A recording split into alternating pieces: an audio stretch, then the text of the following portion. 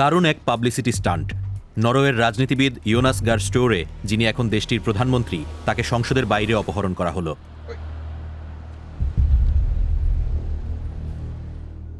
এরপর তাকে সাক্ষাৎকার দিতে বাধ্য করা হয়। সেখানে তিনি প্রতিবন্ধীদের জন্য আরও বেশি সমতা আনার জন্য প্রচারণা চালানোর প্রতিশ্রুতি দেন।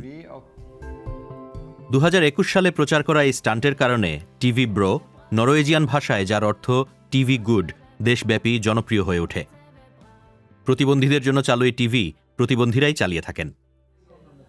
ভেগার্ড লোল্যান্ড একজন সাংবাদিক হিসেবে টিভি ব্রোতে কাজ করেন। আজ তিনি একটি স্টুডিও ইন্টারভিউ করছেন।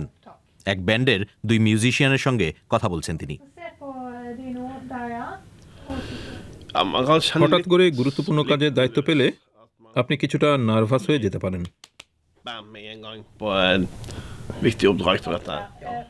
প্রধান সম্পাদক তাকে প্রশ্ন করতে সহায়তা করছেন।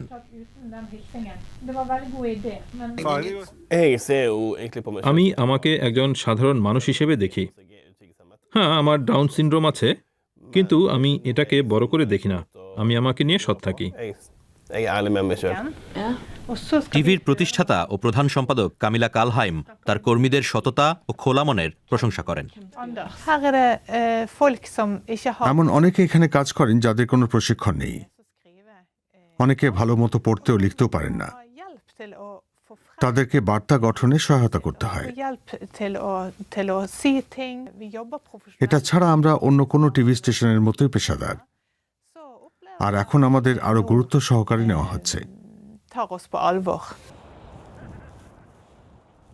সমাজ কল্যাণ কর্তৃপক্ষ লোল্যান্ডকে 3 রুমের একটি অ্যাপার্টমেন্ট দিয়েছে।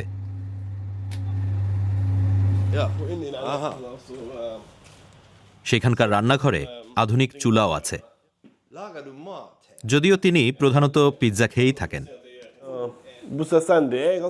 স্বাধীনভাবে জীবনযাপন করা খুব গুরুত্বপূর্ণ। আমার বয়স 37। আগে অনেকদিন বাবার সঙ্গে থাকতাম। বলতে পারেন তিনি আমাকে দেখে শুনে রাখছিলেন।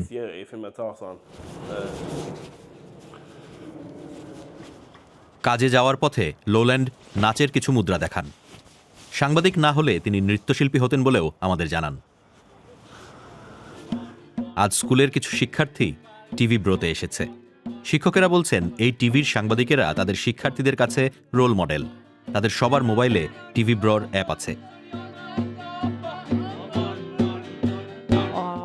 এবছর সেপ্টেম্বরে যখন নরওয়েতে সংসদ নির্বাচন অনুষ্ঠিত হবে, তখন আমাদের শিক্ষার্থীদের তথ্য পাওয়ার অন্যতম গুরুত্বপূর্ণ সূত্র হবে টিভি ব্র।